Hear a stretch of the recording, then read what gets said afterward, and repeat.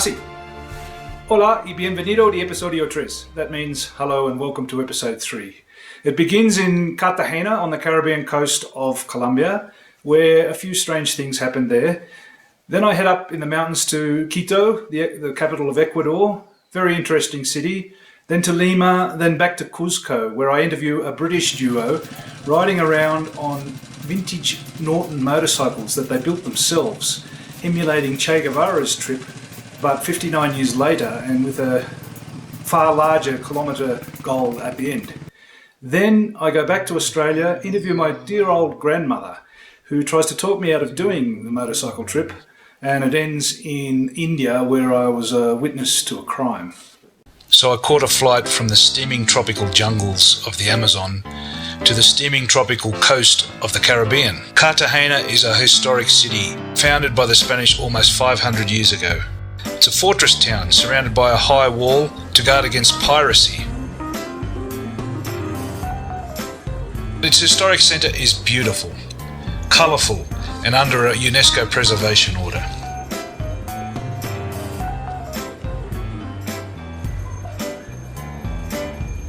You see that yellow building? I lived on the 4th floor when I was a teacher here. It's where Ted Simon stayed when he stayed with me. We weren't allowed to have anything on the balcony, laundry, anything that would detract from the appearance of the building because it was a historic building. It was on the front cover of the Lonely Planet book. Some of my friends thought it was a haunted building, but I never saw anything supernatural. The balcony had a beautiful view of the old city, the harbour, and the new city of Boca Grande. Boca Grande's in the background of this photo. That concrete slab is a monument to a book written by Gabriel Garcia Marquez. A true story, actually, about a Colombian sailor that was washed overboard, made it to the lifeboat, but then spent days at sea hallucinating. One of the best books I've ever read, actually. Gabriel Garcia Marquez started his writing career as a journalist for a local newspaper in Cartagena. After he won the Nobel Literature Prize, with the fame and fortune he made there, he built this modern mansion in the historic part of Cartagena. But he was rarely there. In his later years, he spent a lot of time in Cuba and Mexico City. Cartagena had changed a bit since I'd been here before, but some things never change. Like snow cone salesman. The sign above this watch repairman says, "Silence, genius at work." Tropical fruits for sale everywhere. And you can sense a deep connection with Africa. Cartagena was Spanish America's largest slave port. Like in Spain, street names here change name every block, and they're indicated by these colourful ceramic tiles. History abounds on every corner, and it takes unusual forms, like doors. The brass door knockers here are works of art, and every door seems to have a different one, and they're quite large, but absolute works of art. That yellow clock tower is quite a bit younger than the fortified wall it stands on, and it was designed by Luis Felipe Haspe, a local architect who was a relative of Simon Bolivar. Did you hear what that guy said? Cuban cigars in English. That's because that's a big thing that they sell there in Cartagena. There are a lot of Cuban exiles living in Cartagena, and a lot of people fly from Miami for the weekend. It's less than 3 hours and only a few $100s in an aeroplane. But one of the best bits of advice I got when I first started living in Cartagena was don't buy anything on the street, because a lot of them are fake. They get cheap cigars from some other place and they've put the little wrapper on it, and then they put it in a box that says Cuba, a little wooden box. It looks very nice, and unless you're an expert you can't tell. That's one way to keep the sun and the rain off. I wonder if the yellow boots are part of his uniform, McChicken Man. The police patrol in the historic centre on bicycles. This moped was always parked outside a popular bookshop, but it wasn't the only way books were delivered. Obama won the election when I was in Cartagena, and with 80% of Cartagena's people being of African descent, there was a tangible jubilation in the air. This man joked to me and said he was Obama's brother. Somos hermanos. This was my hotel right on the beach, but it was hot and humid, though freshly made ice lemonade was always on sale. I learnt in India that a hot cup of tea can cool you down, but there is one small problem in the Bella Vista. Ants are always a problem in the tropics, and this was my temporary solution. Enticing as it might seem, not everything in Cartagena was sweet dreams. You see that building there? It's called Edificio Inteligente, the Smart Building. It was bombed by terrorists when I was a teacher here in 2002. I remember hearing the explosion. This news magazine asks, who damaged Colombia more? Pablo Escobar or Tiro Fijo? This headline says, witchcraft in a local cemetery, which kind of makes mockery of an article I wrote when I was a teacher here, promoting that same cemetery as a tourist attraction. The modern wonder of the internet allowed me to know that one of my friends was in Cartagena at the same time, Sylvia. Hola, Glenn. How are you? Okay. Sylvia was a Mexican actress I met in Bollywood. We even appeared in a couple of small productions together, which kind of leads into what happened not long after. I was back in my room in the Bella Vista, reading the newspaper. On the front page, they're all going crazy about the National Beauty Pageant. Another story talked about Cartagena's gay parade, for which 20,000 spectators waited, but only 8 gay people turned up to walk it. Another story related how 5 demobilised paramilitaries were gunned down in a disco in a different part of Colombia. Then I came upon this story about a terrorist attack in Mumbai. I turned on the TV and was shocked to see that they attacked South Mumbai, where I used to live, and one of the first targets was Leopold's Cafe. We saw 2 boys firing randomly inside the restaurant. They changed their magazines outside. Again, they came in, they fired another round out of those magazines which they were carrying. Again, in this by lane, they fired randomly, killing 8 people over there. Over here in our restaurant, we lost 2 of our staff, 3 foreign nationals and 3 local Indians. Besides that, there were around 18 to 20 people that were injured over here. I used to frequent Leopold's Cafe because it was only 2 blocks from where I used to live. And in fact, I used to meet Sylvia there. You can see in this photo I'm wearing one of Mad Mick's FBI t-shirts. Well, that wasn't a good idea, because a man came up to me in the street, almost spat in my face, unleashed the full vocabulary of Spanish insults and saying something about FBI. Obviously he didn't read the fine print at the bottom that said Federación de Derechos de Iquitos, but anyway, I never wore that t-shirt in Colombia again. That incident left a kind of a bad taste in my mouth, and I washed it away by going to my favourite Chinese restaurant, El Diamante, where I had this typically Caribbean meal.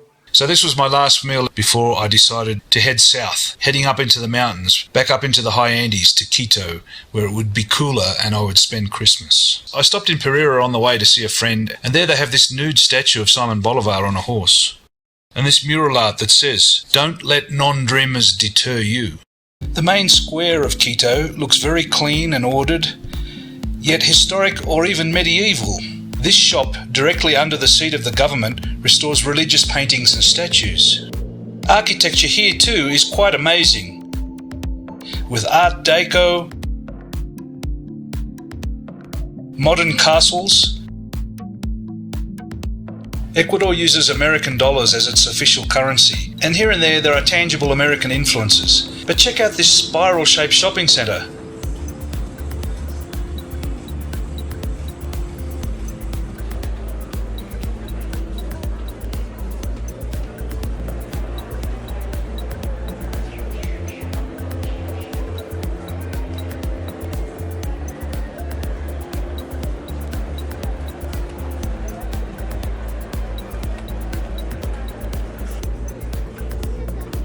Yeah, you see it in the shops too, an American influence.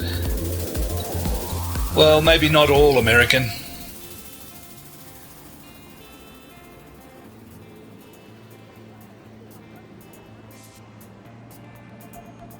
Business names too can make you chuckle.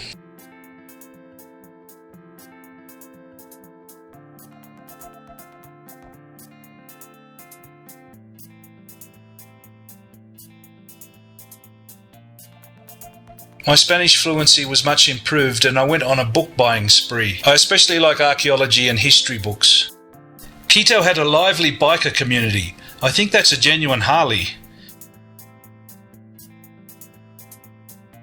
The police rode big BMWs, even if their tyres were a bit bald.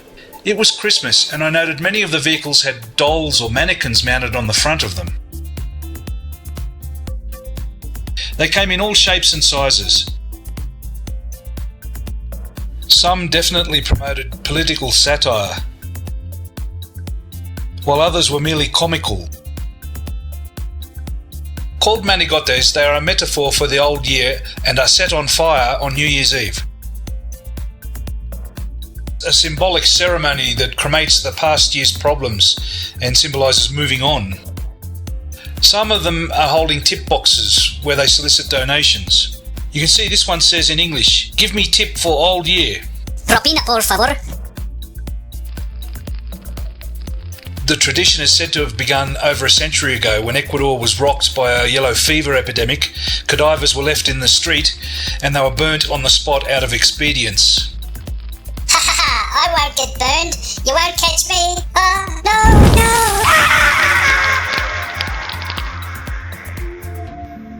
You can't be in a hurry in South America because there's so many breakdowns in the buses and accidents. But there's always something interesting to see out the window.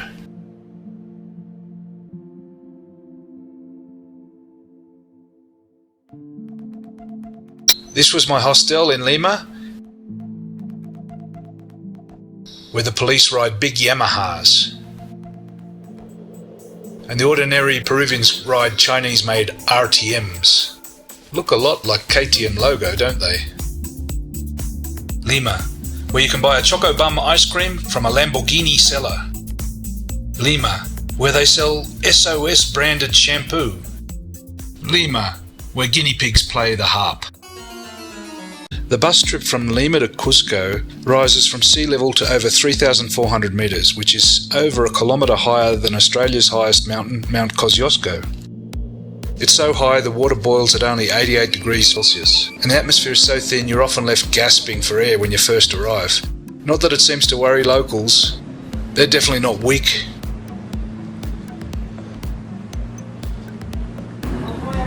Back in La Estrellita, a haven for two-wheel travellers. This trio had ridden all the way from the USA and were continuing south. The police here ride old Honda Twins with Phoenix written on the tank. What a gas bike. The gas company is called Llama Gas. That's a triple entendre because llama means call, it means the animal, but it also means flame in Spanish. Kind of a cool company name. I wonder how such a bike would fare if it got caught in a bushfire. Despite its altitude, Cusco itself never gets snowed on because it's in the tropics and the sun can be brutal. I met up with John Levers again, and here he is with two bikers from the UK, Steve and Pete.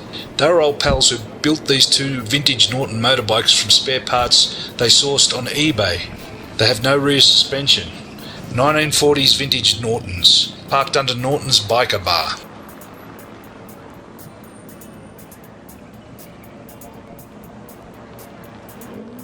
They certainly garnered attention. There's my friend Jeff Powers, owner of Norton's Bar, who also happened to own two modern Nortons. After seeing the movie The Motorcycle Diaries, they were both inspired to recreate the route that he took, but going the whole way rather than just part of the way like Shay did because his bike broke down. They were heading all the way to Venezuela. They'd made it this far from Buenos Aires. Neither Brit spoke Spanish, but that didn't deter them.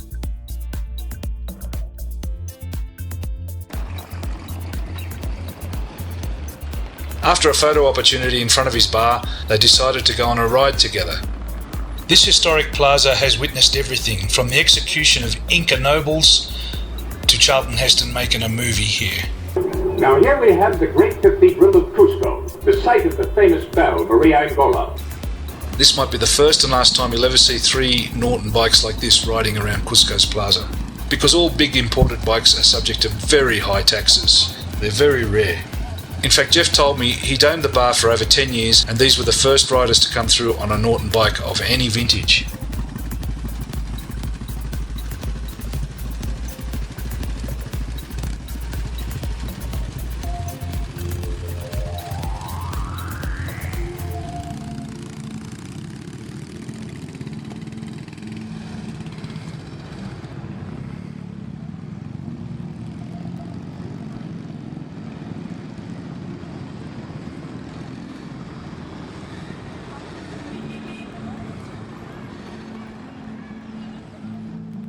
Later that night we all met up inside the bar. There's my friend Richard Nisbet, a very interesting character. More on him in a later episode.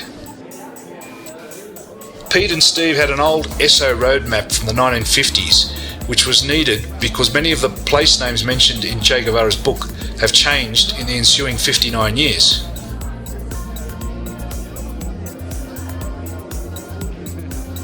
They called their project Revolution Road. That photo is reputedly of the first motorcycle ever to come to Cusco, and the grandson still lives in town. Norton's pub was a biker bar, but not all the memorabilia was related to bikes. Jeff's wearing his official Che Guevara shirt because the next day the Brit duo had to leave. They were already behind schedule. The rainy season had arrived, but La Estrellita's ancient tile roof had weathered worse storms in the past.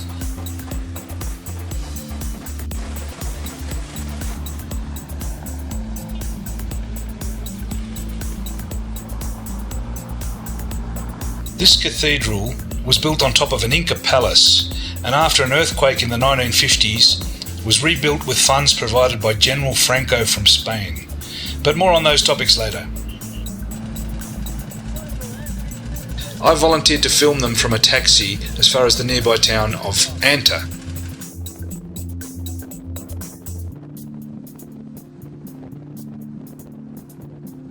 I nearly lost my head sticking it out the back window looking backwards when the taxi driver squeezed past a parked truck. My fault, his fault, I don't know, but I'm just glad I'm still here. Pete was an experienced bike mechanic and he kept the bikes running using anything possible because you just can't get spare parts for these bikes. They were made in the 1940s in England. Where are you going to get a spare part for it in Peru in 2009? He said one of the worst problems is the carburetors tend to blow off completely when the engine backfires. Pete's bike was called Cacafuego, or Fire Shitter.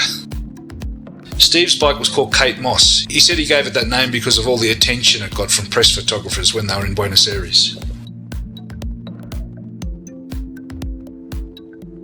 I had the feeling I was witnessing something both novel and historic.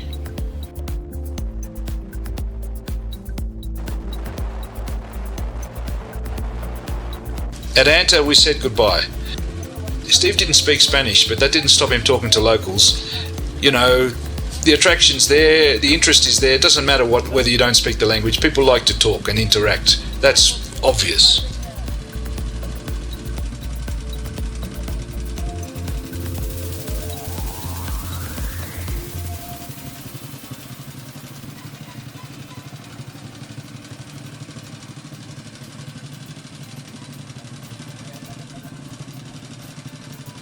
Alemanes. Inglés. Ah, perdón. Ella es inglés.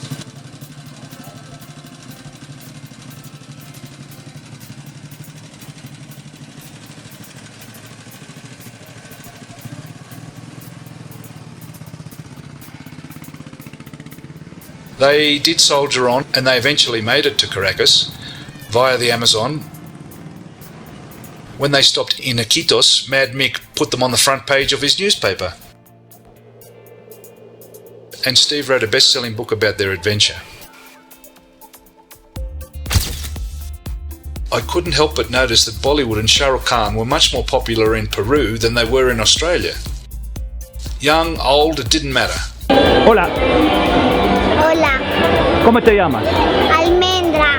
Almendra, ¿qué es su favorito actor? Shah Rukh Khan. ¿Cuál es su favorito película? Ashoka. ¿Y cuál es su favorito actor? Shah Rukh Khan. I thought the people in India might be interested, so I decided to make a short film about it. The girl holding the Shah Rukh Khan poster actually hosted one of 2 local TV programs that are dedicated to Bollywood.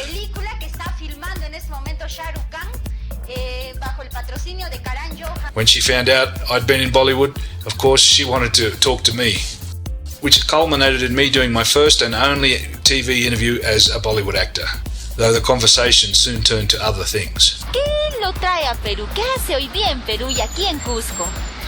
Eso es como mi quinto vez aquí en Cusco y me fascina la historia de los incas. Gasto mucho mi tiempo en el biblioteca leyendo libros de historia y cosas así. Le encanta la lectura a usted. Sí, sí. Ahora con diccionario puedo leer las crónicas, pero es un poco difícil, pero entiendo más o menos. Around the same time, there were bigger fish coming to Cusco. Yes, it's true. The village people were scheduled to do a concert in Cusco. Rumours said the American Indian was going to be replaced by an Inca, but for some reason the concert never eventuated. I had another short film idea, one about my friend Christo and his coca shop. Meanwhile, back in Jack's Cafe, Jane introduced me to these eminent gentlemen, Paulo Greer and Alex Chepstow-Lusty. More on them in a later episode as well. The South American Explorers Club moved to a new and more spacious clubhouse up the road. This is its opening day.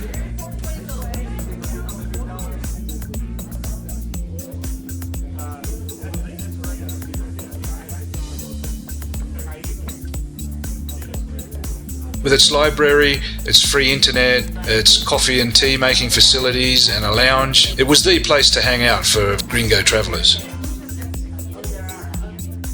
Cusco is like a mountain mecca for motorbike travellers, as I was soon to find out on the night of St. Patrick's Day. And here we have a large group of Argentines who'd ridden from Buenos Aires, mainly on newish looking BMWs by the looks of things. Many non-Latin people tend to lump South American countries together as a single entity, but that's quite incorrect. It's kind of similar to the way some of us think of Chinese and Japanese as the same. For an office worker in Buenos Aires, Cusco and Machu Picchu, they're about as distant and exotic as a Scot would view the Greek islands. It's just very far away and very different culturally and geographically. Even though they speak the same language, it is a world away, so to speak. You can see this in the way bikers print their own stickers from one part of South America to another, terming them as expeditions or challenges. Then I had another film idea, something bigger. I wanted to document Jane and John, two Aussies that live in Cusco. While they both knew each other and were friends, they lived completely different lives, yet in their own way they did similar things. They liked helping Peruvians that were less fortunate than themselves. Even though I'd known them for a while and they were both my friends, it took a bit of persuasion to get them to agree. This project eventually came to fruition in the form of a 2-hour documentary, Aussies in the Andes, but it took me years to finish. I had to follow them both around and intrude in their social life, but I think in the end it was worth it. John took me down to the Pacific coast in the north of Chile in Arica, where I saw this strange interaction between two different animal species. And from there we went up to Parinacochas and did some exploring up there.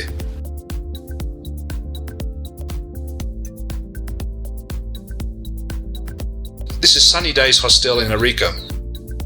And this is Pueblo Malco. A very large family live inside that converted train carriage. More on that in a later episode as well. Finally, my return ticket date looming, with a day to spare, I flew down to Santiago and then back to Australia. And looking out the window on that first flight, the Pacific meets the Atacama. Desolate, barren, but stark and beautiful at the same time. During that long flight back, you have plenty of time to contemplate your future. I decided I wanted to go back to India. Not to make a fortune in Bollywood, but I was playing with the idea of buying a Royal Enfield bike in India and shipping it across. Maybe even a diesel one. I wasn't sure, but I wanted to go back for a year and edit all the video I had. So I'm back in Australia, but there's one person I really wanted to see. That was my paternal grandmother, who lived north of Sydney in Gosford. I hadn't seen her for 2 years. So I caught the train from Central Station up to 43 York Street, East Gosford. Born in the middle of World War I, she was getting on a bit and I really wanted to film an interview with her. Hello, Grandma. Oh, darling. How are you? My dear old grandmother had had open heart surgery 30 years before, lived alone, refused to go into a nursing home, very independent. What are you doing? I'm taping you. Oh, you're terrible. We're gonna do the interview, like I said. Remember? I'm gonna set it up after we have dinner. All right? Do I stand up straight? No, don't stand up straight. We'll finish this later, and I'll switch it off. All right? My name is Doris Nina Rewa. And how old are you? 90. Happy birthday. Do you want to see your present now? This is what I got you. A nice big chocolate. Oh, thank you. A big Toblerone. How's Is that? this from India? No, it's from duty free here. Oh? Some of her tales were very sad. Some were very amusing. Some I would class as timeless. Things weren't that different back then. So how you been going the last year? Good? Oh, not really good. Why not? Too old now. Too old for what? I can hardly walk and I can't dance anymore. You can't dance? When was the last time you danced? Oh, about 6 years ago. Oh yes, I used to love dancing. You have to ride your bicycle in, or a horse. Well, I tell lies. What? You tell lies to your parents? Yeah, I'd say I was working back. And you were going to dance? Yeah. You naughty girl. How old were you then? Oh, about 16. Sounds like teenagers of today, Grandma. Yeah. So she went over there and he said, oh, your daughter looks charming at the ball. Oh, God. So your mum found out you were out without her knowledge? Yeah. And what happened then? Oh, she went off and Dad was going to give me a hide and he got the strap. I got into the pantry and... You hid in the pantry, or you got hit? What happened? And he got the razor strap and he gave one lash and I jumped and screamed and yelled out. And Mum said, that's enough, Joe, that's enough. And he hadn't even touched me. Or he made a whack noise, but he missed you or something. And your mum thought you'd got hit. How old were you then? 16 or so? About 16. Did you keep doing it after that?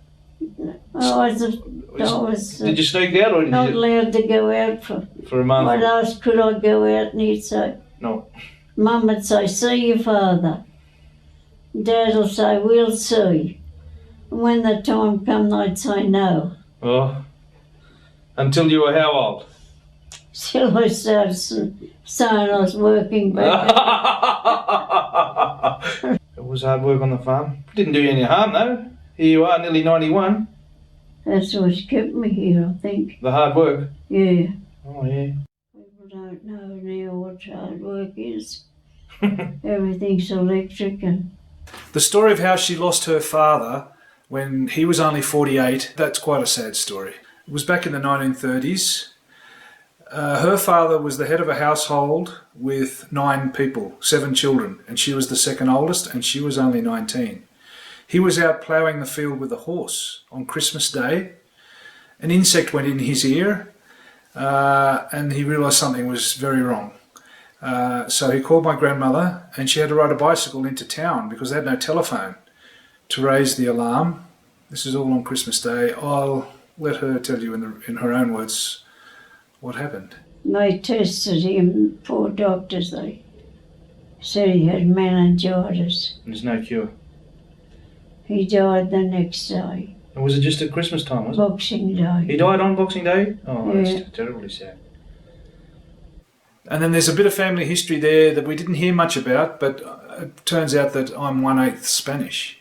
Like Noel Short's mother came and stayed with you once? Yes, that was mean, you- before Max was born. And you can't remember her name or anything like that? I asked you once before and you couldn't remember. No, I can't remember. You said she was dark and she was Spanish or something like that? She's Spanish, yes. You sure she was Spanish, yeah? That's interesting. Yes, Spanish. How do you know that? Because she said she was. Oh, okay. But you don't remember her name? And she had dark skin, All right. olive skin. Nice lady? Dear old lady she was. I'm thinking of going back to South America, Grandma. Yeah, and how long will you be there? Well, I don't know. I'm gonna go on a motorbike. I was thinking of making a little film about it or something. Yeah, but how long for? I don't know, as long as it takes. Might be another 2 years. Maybe, I don't know. What do you want me to do? Come back with some hot chili peppers for you or something? Come back with a bride. What? You're joking? You want me to come back so you can have more grandchildren on top of the 7 you already got? Yes. Really? I've only got 2 great-grandchildren. Oh, well, that'll multiply.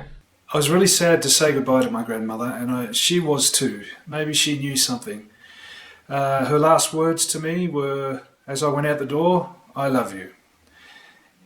Anyway, it was only a week later I was on my way back to India, where I planned to get back in Bollywood, edit all the video that I'd shot in Peru, and look into buying a Royal Enfield with a diesel engine. But I was in for two shocks when I got back to Bollywood. One was that my dear grandmother had passed away from a heart failure just 2 weeks after I filmed that video. The other shock was, remember my old blue backpack, the one that had the lock broken in Arequipa? Well, when I got back to the Kishan in Mumbai and I saw one of the zips was undone and some gold wrapping paper was stuffed in there, and I pulled it out. What's this? How did this get in here? And I opened a jewellery box that was empty. You know, this stuffing of other things into other people's bags, Australians with long memories will recognise a parallel there with the Chappelle Corby case. I just didn't want to think about it. So I didn't want to get the police involved. I didn't want my name in that thing, but there's obviously some sort of thievery going on in the airport. I told my travel agent, who was well connected with Qantas, it was a Qantas flight, and about 6 months later I read in the news that they'd busted a gang at Mumbai airport that was stealing stuff from people's baggage. Next episode will be a little bit more of India, a little bit of Asia, a little bit of these modern day explorers I was telling you about, and yes, that will be the last episode of Life Before I Buy the Bike, will be the next episode. Ciao for now. Gringo Loco asks, hit the subscribe button.